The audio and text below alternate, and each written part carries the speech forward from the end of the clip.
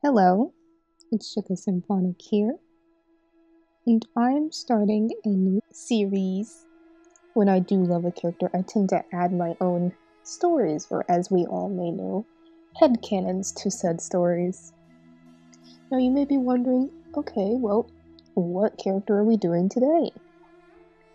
Well, we are going to be doing yet another Genshin character, but I can't say yet another because this is a new series that I'm starting, so I may have, I know I did a Brayadasha or Wanderer video previously, and I may end up redoing that one with the full scope of the entire story. His own headcanon, because I had said some of it, but it's not all of it. But today, without further ado, we are going to do Cyno. Cyno is my favorite Genshin character. He's so great. He's so great. For those who are uncultured, this is Cyno. Cyno is the General Mahamata of Sumeru City. I almost said the Mahahaha, but I was like, no, I can't do that. I can't. We can't be joking the entire time. He works directly under the Dendro Archon. An Archon in the world of Genshin is apparently a quote-unquote god. We all know that ain't it. The lore points to them actually being demons, because all of them have demon names. Which is very, very interesting in the context of Christianity in general. So it's kind of like the way I translate Genshin is that us humans being misled by demonic entities, and in the world of Genshin, the holy principles being quote-unquote asleep, and they're going to wake up soon or something like that. It's a whole correlation I have to where it's basically just us being misguided, led away, and far away from the true teachings of God. But anyway, back to Cyno. Cyno protects the information regulation of the academia, the citizens of Sumeru, and the desert regions of Sumeru as well, both the forest and the desert. I will say, if you were to ask me, my favorite region in the entirety of Genshin, it would be the desert. No, that's a lie. It would be Enkanomiya, the desert, then the chasm, and then after the chasm, it would probably be very specific regions of Fontaine. And you're probably like, that's a very unique, interesting list of places. Yeah, I have very specific preferences when it comes to Genshin. I like the really sad, or like the really emotional, depressing parts of Genshin the most. Or like this stuff that tugs on your heartstrings. Alright, back to Cyno. Cyno is a part of the Temple of Silence. He's affiliated with the Temple of Silence. If you haven't done his second character quest, I will say his character quests are probably some of my favorite quests in the entire game. They just hit different. They're so emotional. And the Temple of Silence is basically a very old, ancient library of all the information regarding like forbidden knowledge in general. It's a whole ordeal. Watch his character quest, because I'm going to give like a very botched summary, but based on my notes. Cyno is protecting the people from the knowledge of the Court of Desolation in his first main quest. And the way I interpret this is that it can be aligned with the knowledge of good and evil from the tree of the knowledge of good and evil in the Bible, with Adam and Eve. The Court of Desolation, according to the story, contains treasures of the Scarlet King, and the fact in order to get entry into said desolation, which is crazy because the word desolation is a very interesting word to use, one must forfeit their life for the price of entering. So it's just like this correlation yet again, when Adam and Eve ate from the tree of knowledge of good and evil, because God said, you will surely die if you eat of this tree. And I just think that is a very interesting story. Cyno's story really resonated with me because it had so much biblical undertones to it. Not to mention that he's a general that protects people from said knowledge. Protecting people makes some mental leaps from sin or sinning or becoming sinful. He very literally enacts judgment on the people that he captures or detains. Because yes, he is technically like a police officer or whatever. But in a spiritual sense, I see him more as like kind of a war priest. Kind of like King David or something like that. Back to my notes. Cyno's main prerogative or line is to enact judgment on those who are threats. Cyno is a divine warrior and a war priest, and he serves as king in parentheses, but follows his own morals and belief systems. Cyno is from the desert, even though he's under Nahida. He's not fully close to the desert anymore. I mean, he is, never mind. The desert is his heart, but his exterior is that of the city folk. But he has his own very hard belief system, and that said belief system comes from the Temple of Silence affiliation, because he has the spirit of what's his face? Hold on, I gotta find the name of this. Hermanubis. There we go. Hermanubis. He's indwelled with a spirit that gives him strength. Cough, cough, the Holy Spirit. There's too many correlations, guys. You just can't be making this up. There's too many correlations. Cyno how do I say this? He's very much a supporter and a proponent for honoring others, honoring your elders, your leaders, the people who taught you, took care of you, who are ahead of you. He commands respect and he gives respect. Cyno often lets the guilty speak that he detains without interruption, letting them put themselves or bare their own true hearts in order for accurate judgment to be enacted. He is a silent judge. Cyno is very protective whenever he's working with others, and ruthless whenever cleansing the land of quote-unquote sin, or criminals for Genshin context, but sin for our context. Cyno shows no mercy until innocent bystanders are caught in the crossfire, or if judgment has already been determined for those who are doing the ill will. His first quest, the title of his first quest, was called Sands of Solitude, and then the title of his second quest was called Oathkeeper. So I think those are some pretty good telltale signs of his core, and that summarizes his actual lore part that's in Genshin itself, and how I correlated that with biblical teaching. Now, for the headcanon part, we're going to go back to the Hermanubis. So, as you probably you probably don't. I happen to ship Lumine and Cyno together. They are a unit, they are a thing. I designed a whole son and daughter for them and everything. They have a whole family unit with Holly and Tainari and Dea, and because in my head canon Dea and Tainari are a thing. It's a whole family unit. There's a whole story that's happening there. Now, the way I had it was that the Hermanubis spirit is actually its own entity, and it just so happens to live, indwelt inside of Cyno. And I think we're going to start drawing now, because I've been just sitting here talking about Cyno. Which I can do for a while, but it's indwelt inside of Cyno. So basically, I treated it as like an alternate persona type deal, whereas this entity is able to take full control of Cyno, of his demeanor, his body, his actions, everything, whenever it sees fit, I suppose. Whether it's enacting judgment or just helping Cyno through a difficult decision or something like that. Because once he receives the second shard of the Ba fragments or whatever from the second quest, he has the full Hermanubis spirit at this point. So, he has the full entity, basically. And I thought it would be neat that, without really any warning, that this entity can just, take over, and people wouldn't really know unless you really knew Cyno very well. And you'd be like, okay, wait a minute, why is he acting a little bit more archaic, a little bit more strange than usual? Because Cyno already acts strange.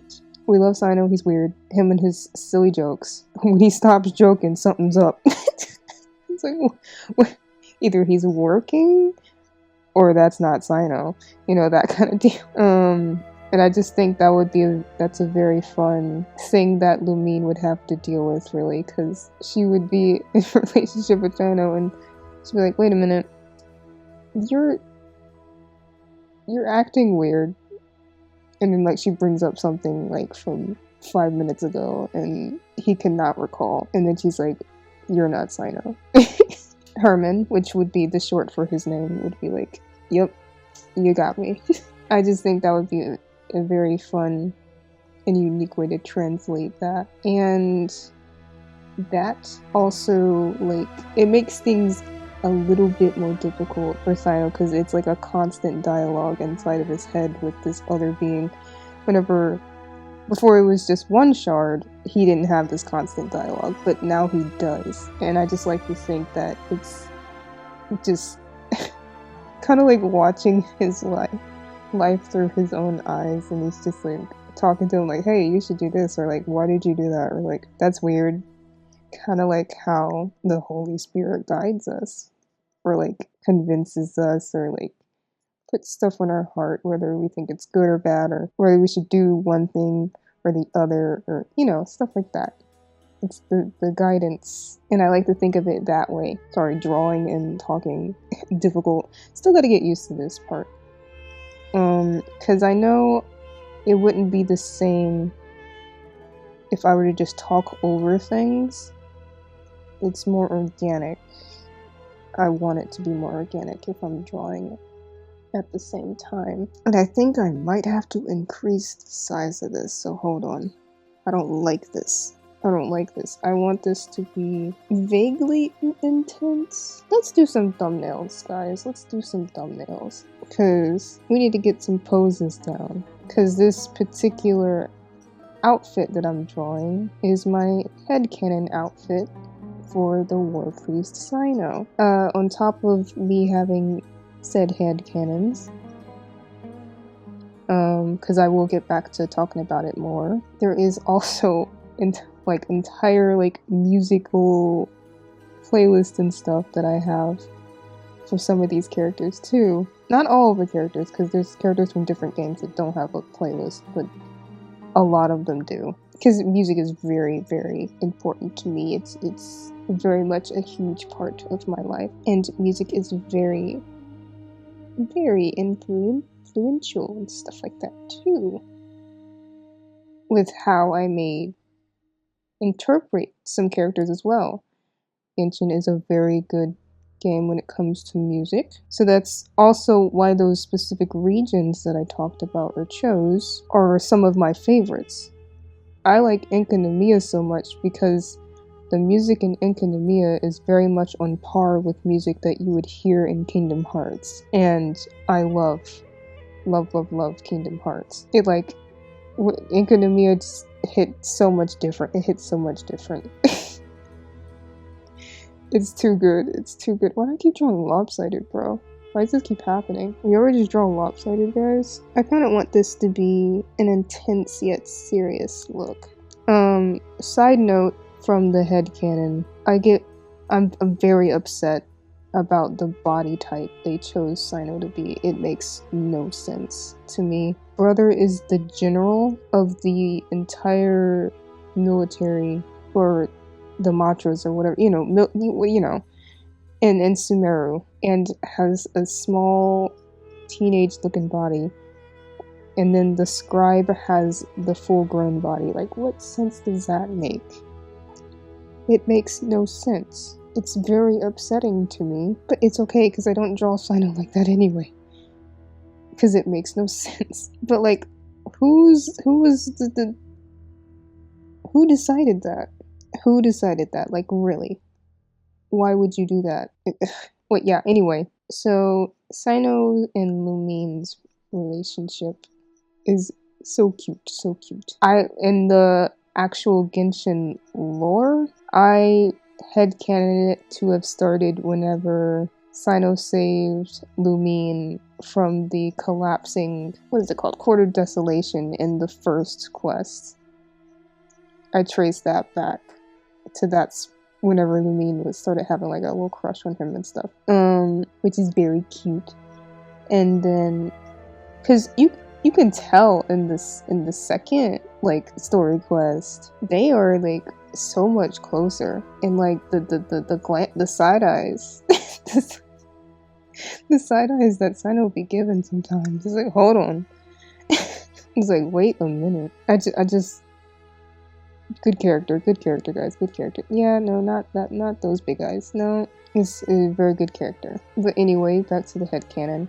So the Serenity Pot is often where things happen in my headcanon, because that's where people from many different regions can like come together and like interact and stuff. So that, if you guys don't use the teapot, you should, because it's honestly the Sims in Genshin.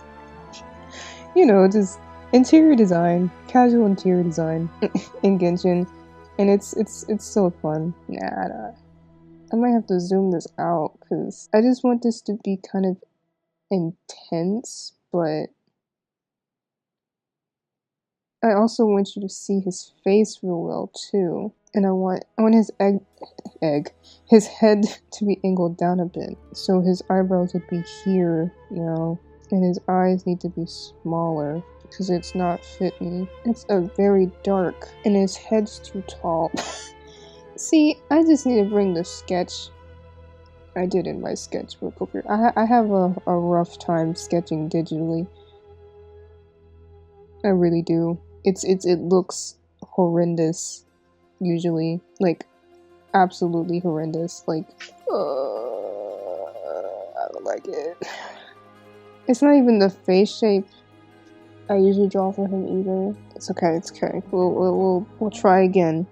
But anyway, back to Serenity Pot. There is like a hierarchy of people who have like command, basically, in the Serenity Pot. So I know what's wrong. I'm not sketching with my favorite thing. Oh my gosh, so much better. I was like, why is this not working out? Because I'm using the wrong thing. Duh. Now this reflects what we're trying to do here. I probably shouldn't erase the entire thing, but just make it even less. Anyway, back to Serenity Pot. So there's a hierarchy of who's in charge whenever Lumine's not there. And for my headcanon, everybody who she allows carries tokens. Kind of like keys to your house or something like that, but it's like tokens where you can visit at any time. Basically, those who have friendship like 5 or greater, they have said tokens to get into the Serenity Pot. So whenever Lumine isn't there, Cyno is basically the lord of the land. And in being that, he kind of ends up being the quote-unquote father figure of various different other characters other than just Kale, because in the Serenity Pot he's the father figure of very much Femine, or more so just a role model for Femine and for Wanderer. I like that correlation a lot because the only other person who's talking about judgment in Genshin is his terrible mom. I do not like Raiden. If you like Raiden, something's wrong with you. I'm sorry. I do not like Raiden. But yeah, so the only other instance of judgment that Wander is aware of is Raiden's form of judgment. He hasn't encountered a pure form of judgment until he met Cyno. So I just love that correlation because he's like, huh, this is like someone I can actually like look up to. I don't like these eyes, as you guys can see. It's going to be a while.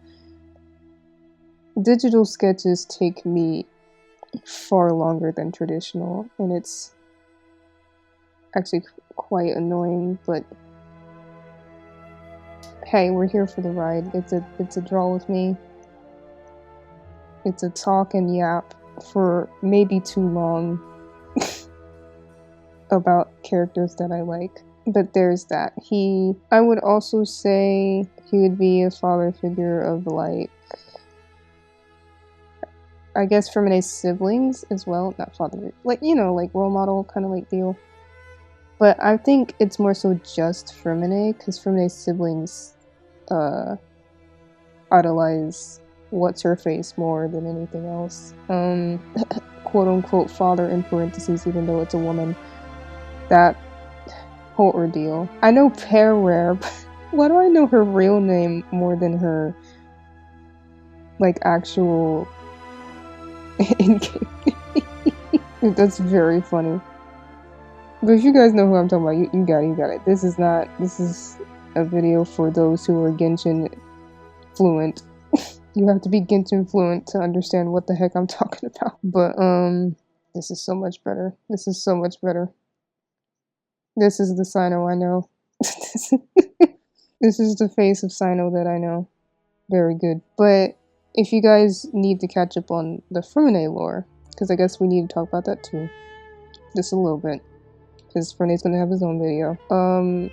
Fermine is not related to Lynette or Linny in any way, shape, or form, but that's probably really obvious due to their appearance. Fermine's father was a drunkard, from what I believe, and left him and his mother to fend for themselves alone. I believe he was either killed or he just up and left.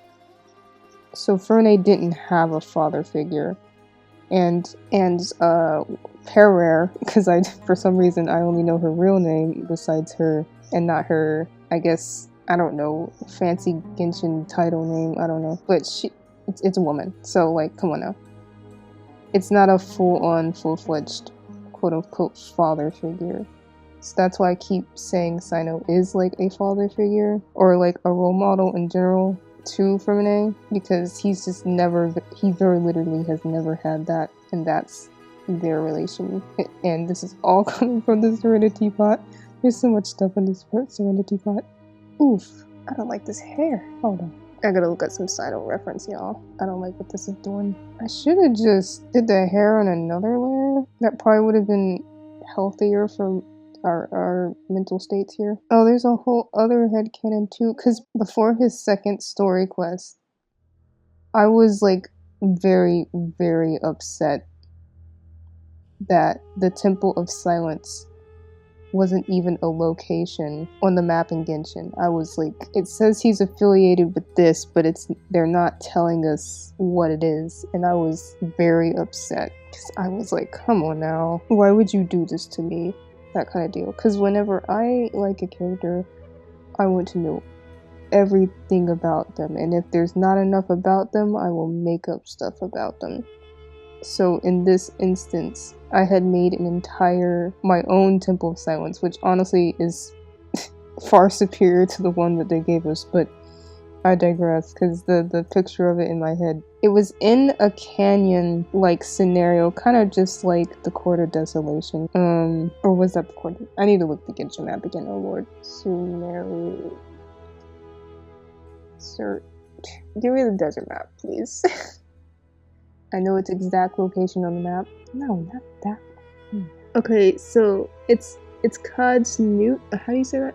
Hold on. Why can't they just show me a normal map? I'm talking about the floating temple in the desert that's floating on top of a chasm, basically. My headcanon had the Temple of Silence in a very specific part. I like mapped out a very specific part of the map and said it is here. Yeah, I need it before the expansion. I need the desert before the expansion to the weird honeymoon area. Yes, there's a honeymoon area. You know the one that's like with the really sassy floaty fairy people? I forget what you call them. Why are they so sassy? Oh, that is such a small map. Dear Lord. I could just go to the interactive map and just screenshot what I'm talking about. We're gonna bring this over here real fast. So, very specifically, this area right here in this map, before this place existed, it just cut off right here. So I had it in my head, because there's an underground cave that goes inside of here and loops, it loops around and blah blah blah. It spirals. The entrance is where this hand is. This was like where Cyno, for this headcanon, he got summons from the Temple of Silence. This is before the second quest existed now, guys. He got summons for the Temple of Silence to go through a series of trials in order to basically receive the full power, Hermanubis basically. Because it mentions Hermanubis in his lore, so I was grasping at straws before his second story quest. So he would, without telling everyone, making Tainari, Kale, Dea, Luvine, Paimon, Brya, Nahida even, like, panic and freak out because Cyno, without warning, kind of just disappears and leaves. And I literally have the route in my head too. Cyno leaves, like, he goes from here, he goes through this lovely mushroom forest, he goes through here on this trail, and he goes through this rift area purposely to lose people in case people are following him, and then he goes down and goes into the cave area down here. And in this cave area is like a small makeshift quote-unquote home away from home that he has had for a very, very long time. It's like a hideout place that he has in the desert whenever he's doing work in the desert. And I have the whole picture of it in my head. He has two, what are those dogs called? The dogs that look like Anubis, but they're just normal dogs. He has two of those, and one's like albino and then one's black. The albino one is a girl, the black one is boy. Oh wait, no, there was three. Yeah, there was three, and there was a gray one. The third one was gray, and those are his guard dogs. And it's an underground place, and you know how in various Genshin, like, I guess domains, there's like always a random crack in the roof of the place that makes absolutely no sense because you know you're fully underground, but there's random light traveling through. So before you enter like the actual house part of his little hideout, there's one of those, and in the center there's a little grass field, like a stalagmite or a stone formation that's pointed upwards in the center, and like small like condensation, and like it's a weird elevation to where you kind of get fog or like underground clouds that form. It's not that huge though, it's a very small space. That's how it looks there. And then you walk inside and you're like greeted with a paneled wall that's wooden. You get a wooden chest that's dark black wood. It has candles on it, like various text and reports and stuff that Cyno may have dragged in due to his different missions that he had in the desert, a bunch of little trinkets and stuff. And then around behind this paneled wall is an inset living space, where in Sumeru there's no couches, they just have like the small stools or like the pillows on the ground, and then the you know, the rugs and the blankets and stuff. So it's one of those behind that. And then after that, it's a covered, I guess you could consider it a doorway, but there's no door there. It's just a covered area with a wooden screen. And then on top of said wooden screen is a rug that he covers that wooden screen with, and he just folds it back and forth out when he needs to access the place behind it, because it's kind of like a small little cave inset. And behind that wooden screen, it leads out to the rest of the said desert. So this place I'm talking about would look at that. It's kind of, yeah, it's in this area. Imagine there would be another addition here. Or around here. You would walk through this cave. You would go here. This hideout would be somewhere around here. And before this region is this, there was a line here where you didn't know what was past it. So I had it to where it was just uncharted desert that only Cyno knew how to get through, because he knew how to get to the Temple of Silence from there. And the Temple of Silence is like some big structure over here, but there was a huge chasm, kind of like over here, but it was over here, and it was an inset temple with a very, very large grand stairway, various stone statues that kind of mimicked the ones in Atlantis. Yeah, okay, so the Atlantis Lost Empire golems, they mimicked those and what they did. If I can get like a gif, because they literally made the barrier. There we go. See, look what, yeah. That's what those statues around the Temple of Silence would be doing, but they would be like symbols of like Hermanubis instead of that. So, Grand Temple, Grand Staircase, six of those around this temple, 3 on both sides, and the way to get to this place is through an extremely barren desert with not a single oasis, and you had to know the exact path or you would most certainly would die because it was a very long and far trek, and Cyno was able to like know this due to like him having the spirit of Hermanubis to begin with within him, so it would guide him to the Temple of Silence. The people of the Temple of Silence in this headcanon, they did not leave this temple due to how isolated they were, and once there was lush parts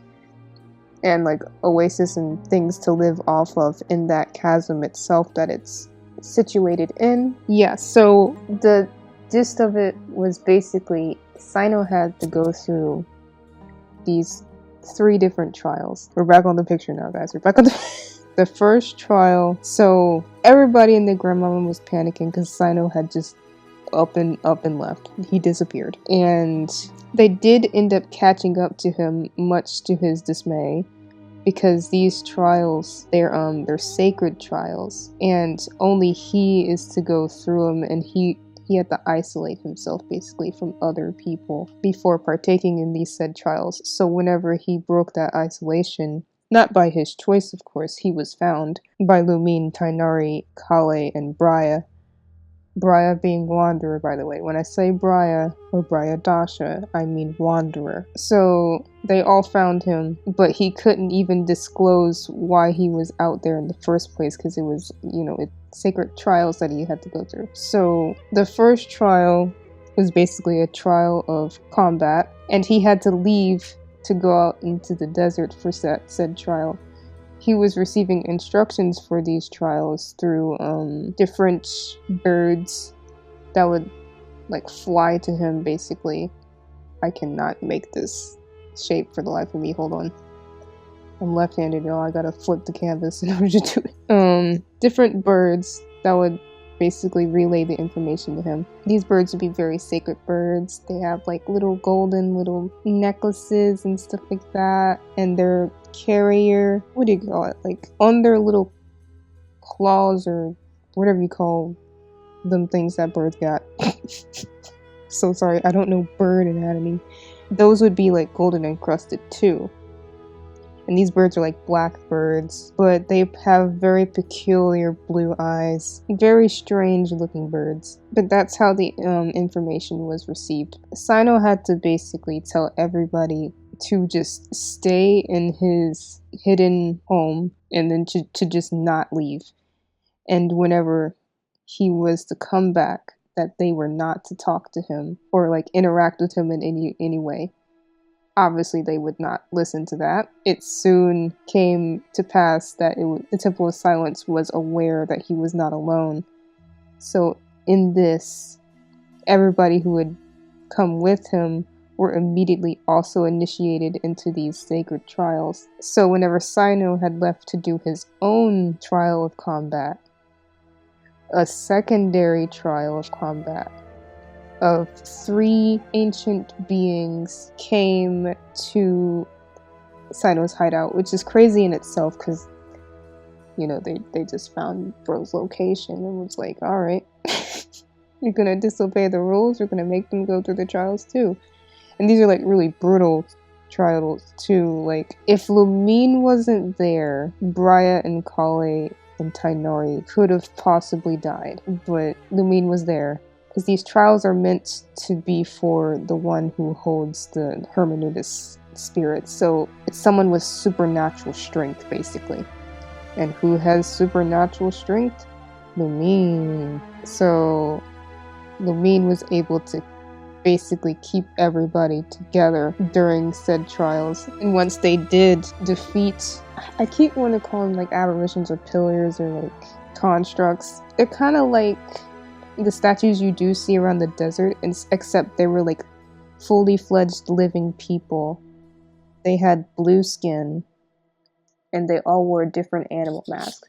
So one was obviously a Hermenubis, but one was also like a panther. And then the third was a bird. That was the 3.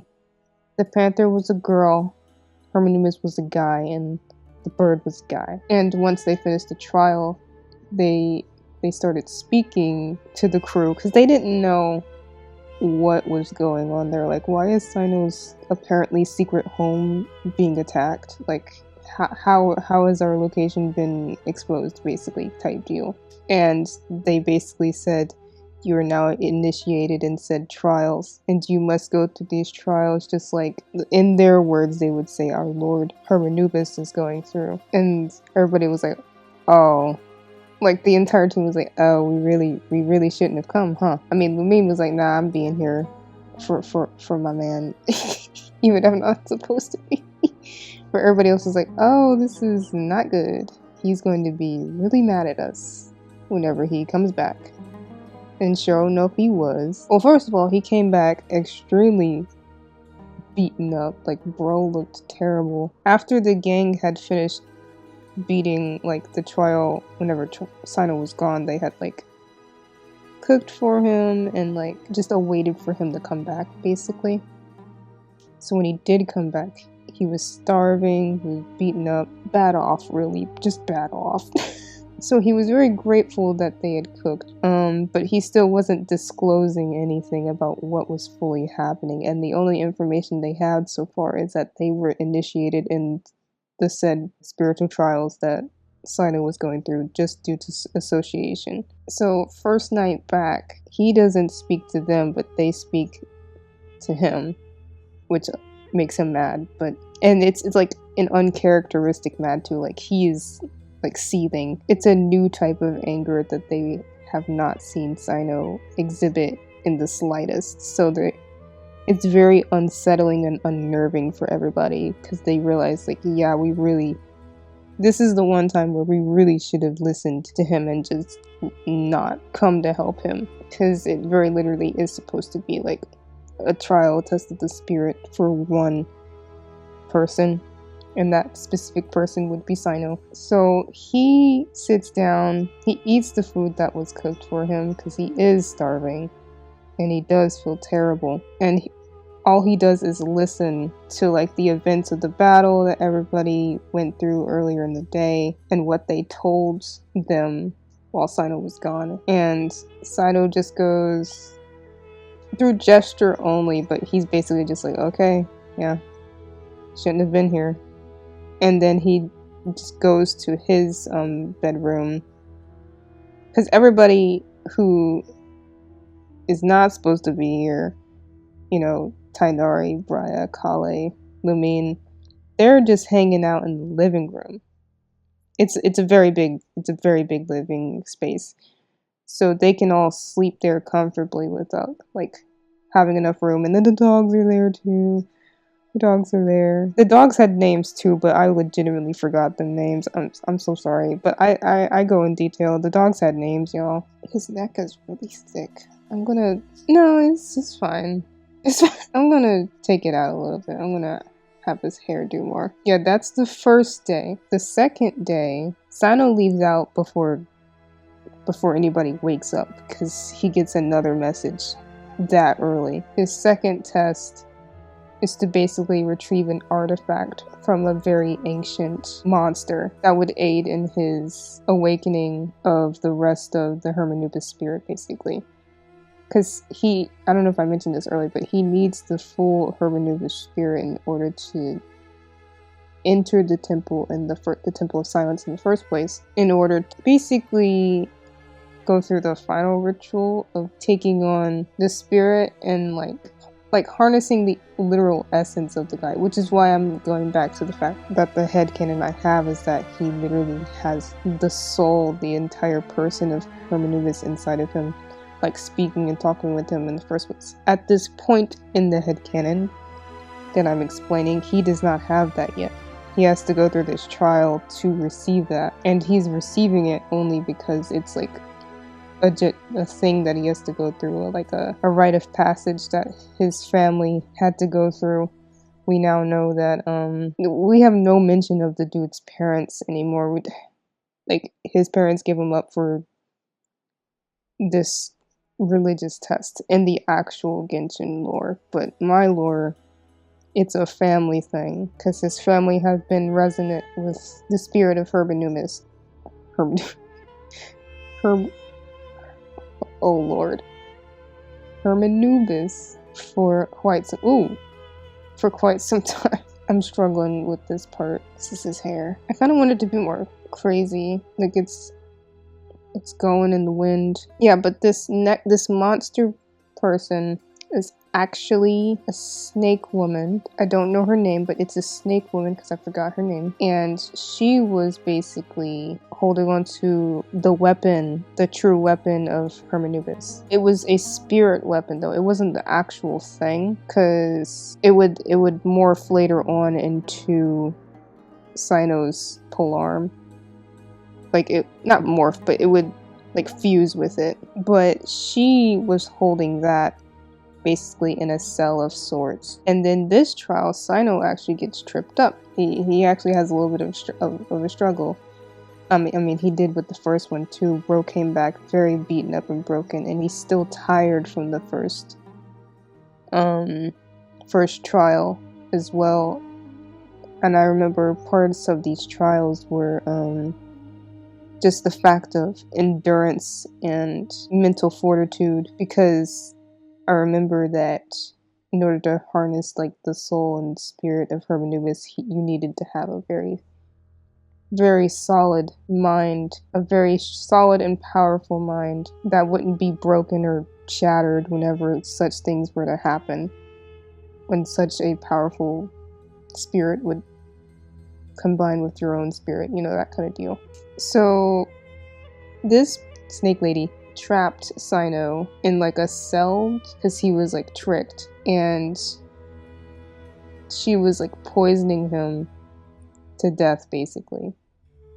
And the others didn't catch on to this trial until a bit later. Because Cyno received the information first because he's the main target for the said trial. And then later on in the morning, well, it's early in the morning technically. It was, imagine like for Cyno it was like 5 a.m. or something like that. And for the rest of the party it was like 7. That's the best way I can break that down. The rest of the party kind of got similar instructions, but it would just be another combat trial for them to test their strength and might to be subordinates of Hermanubis in the first place. So, well, I should probably say this. So when they get there, they find Cyno literally passed out, horribly poisoned, and this like snake woman is like hovering over him, you know, like taunting and like threatening everybody else, saying that he wasn't worthy and stuff like that. And everybody else, of course, was like, yes, he is worthy. He's just literally exhausted from the prior trial, and it was actually revealed by the snake spirit lady, whatever she is, is that the trial was actually amped up in difficulty because there was more than one. It wasn't just Cyno anymore, it was the whole group. So it was assumed that everybody was actually supposed to be there at the same time. Like, so Cyno was fighting like Hermanubis level threats by himself, which is a feat. Then he got tricked, and then the snake lady ended up getting him. So with the collective effort of everyone else, they managed to get Cyno and save him from the cell that he was in. But he was unconscious still, so they had to like help him back to his hidey home again. But it still claimed that he passed the trial, which is good because the soul weapon basically fused with his weapon even though he was still unconscious. And it kind of hinted at the fact that Hermanubis' said I guess subordinates or protectors were worthy. So that's how he was still able to pass that trial. Sorry, I'm like trying to draw him right. So the final trial actually involves them Cyno finally going to the Temple of Silence, but it very literally is the trip itself is the test. Because as I mentioned before, there's not a single landmark, no water, no nothing. Another test of will, test of might, test of strength. And before I get ahead of myself, the night of all that happening, Cyno finally opens up because he is very, very thankful for everyone's help and like coming to save him. He is very thankful because without them he would have surely failed and had an issue. So he's very thankful.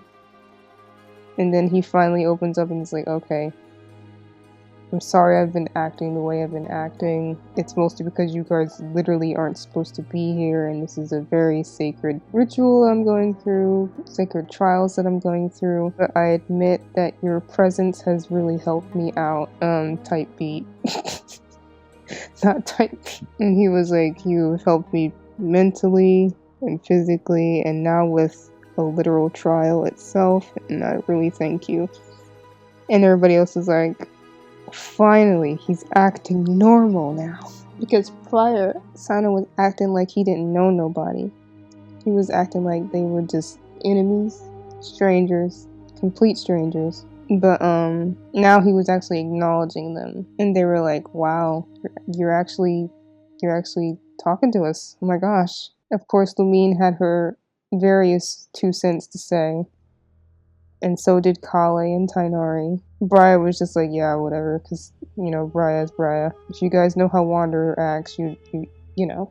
Most definitely Tsundere. He was happy that Cyno finally opened up and acknowledged everything that they were doing for him, but you know how he doesn't like to show his true emotions, y'all. So, there's that. And basically everybody kind of makes up. Everybody's happy for the most part. As happy as they can be because they still have yet another trial, like the final trial, which is going to be the most difficult, which is actually traveling to the place in the first place. And with Tainari's composition set, Cyno also made it a point that one of the main reasons he spoke up is because the fact that he didn't believe Tainari would be able to do it. The Kale was like, well, we have been doing dealing with all this together, then we can all see it through. And Cyno was like, okay. So the next day, leaving the cute dogs at the hideout, they all end up going to said place and traveling through the desert. They ended up having to camp one night in the desert, but they did end up making it. There was trials where they had to fight on the way, which didn't help with poor Tainari's situation because bro was not doing so hot. But in the end, everybody did make it. So when they did get to the Temple of Silence, there wasn't really a grand like congratulations fanfare or whatever, because it was still in like ritualistic spiritual trial mode. So when Cyno got there, he basically had to enter a chamber where he had to accept the spirit of Hermanubis into his mind, his body, you know. And he needed like a tether to keep his human side intact while the spirit attempted to gain control of his body for the first time. And the only one who was qualified to do such a thing was someone who was really close to Cyno. Which ended up being Lumine. Now, Tainori would have been a good second option, but in this specific case, it was like a higher intimacy type deal. So Lumine happened to be the best candidate according to the priests that were there at the temple. And Tainori was like, wait, what? It's not me?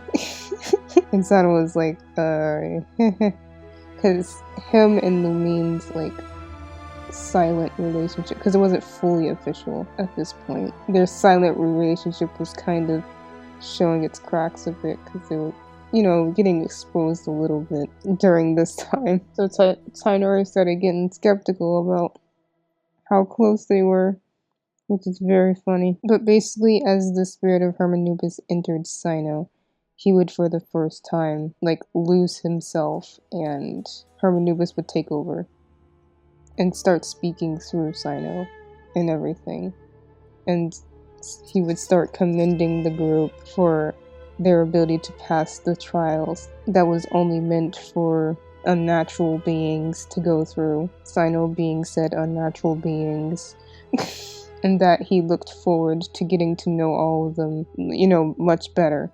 Because at this point, from now on, he would now dwell and reside in Cyno for the foreseeable future. And he would pass down his spirit and this trial down to his firstborn son for the succession of this trial. Type beat. I'm so sorry. So yeah, that is the very long headcanon gist of everything. I cannot believe I recalled all of that. Because I had started writing it down, but I didn't write down the whole thing. I just know it in my head. Like, the headcanons get deep, y'all. I'm not kidding. The headcanons are real deep. I have entire visual libraries. Like, I know what this temple looks like in my head, but it would take so long to illustrate. I can probably illustrate some things from the headcanon, maybe later on. Yeah, that is it for that. This is Cyno's story of how he became basically not, what do you call it? Split personality. But he's not split personality, it's just two entities that reside in the same body. But Cyno usually has main command, and Hermanubis allows him to have main command because he respects the fact that it's not his own body, and that the people around Cyno know Cyno for Cyno. So whenever he does assume presence over said body, it's usually through Cyno allowing him to do so. If he ever forces it, it's an emergency. Or like Cyno is probably in like deep prayer or like religious solitude, and he's just so in tune with the spirit in my headcanon, or the correlation, quote unquote, the Holy Spirit, going back to the Christian undertones, that it just consumes his body, and then he just allows Hermanubis to take over, allows the Holy Spirit to take over. So yeah, so there are times whenever Lumine is literally just talking to Cyno, and then it's not Cyno. and Hermanubis likes to joke around too with Lumine, because he knows that it's literally his wife, basically. So acquired wife through ritualistic means. Crazy. But it's really funny, to be honest, because Lumine's just like, I married one man and I got two somehow. That was not the plan. One of them's a very old entity that likes to play jokes, and then one is Cyno, who likes to play jokes. Because Harmonious loves Cyno's jokes, of course. He has to love the things that Cyno loves for this to work out. I mean, come on now. But, yeah, it's such a fun headcanon. It's so much more fun than what Genshin gave us, but it was still very epic what they gave us, and they also ended up giving us another family member, which would be Sethos. So Cyno has a brother, and I like that. I like that a lot. It makes me happy that they gave him a family member. Even if it's not fully by blood, it's still nice. Because Tidora was like, oh, you guys are like brothers, and I was like, yes, that's what I was thinking. But that is the very long of it. I don't know if I should yap anymore because that was a lot of yapping. But it was important to express the headcanon. I think it was very important to express it because that is a far cry different from what Genshin gave us. Very, very different actually. In my humble opinion, much better than what Genshin gave us. But I'm still happy they gave us something because I was tweaking. For simplicity's sake, I was tweaking. I was like, where is the Temple of Silence? Why isn't it here? What do you mean by that? Like, I was aggressively upset that it didn't exist at the moment of me making this entire very intricate headcanon. There's another side headcanon as well, which isn't not fully a headcanon because it's actually in lore. But Kale has a snake spirit that is sealed inside of her. This spirit was put into her by the Tori, the creepy doctor guy, who also caused Briar some trauma as well because he was the one who like experimented on him and like altered his body and stuff like that to make that huge giant doll that was supposed to mimic a god or whatever, or the power of a god. But that serpent spirit or whatever, Cyno has like authority over that and control over that. And Kale sometimes goes berserk, and that spirit gets out of control, and he has to use his strength and also Hermanubis' strength, basically keep it in check. So there's that side plot as well that happens at times. But yeah, that is the headcanon. I'm going to also provide some songs that kind of highlight Cyno for me from my perspective as well. Because I have a whole Cyno playlist on Spotify, y'all. I have a whole playlist, and I think you should listen to it. And you may be wondering, what is up with this outfit? This is a headcanon outfit that he had received after this trial that I mentioned of. So this is Ascended Cyno. This is Ascended Cyno. That's the Cyno you guys are going to be seeing. Holy Cyno. The most holy he's gonna get. And it looks so nice with Lumine as well. It's so pretty. Yeah, this is gonna take a while to finish, so because there's a lot of details, y'all. There's a lot of details, and when it comes to digital art,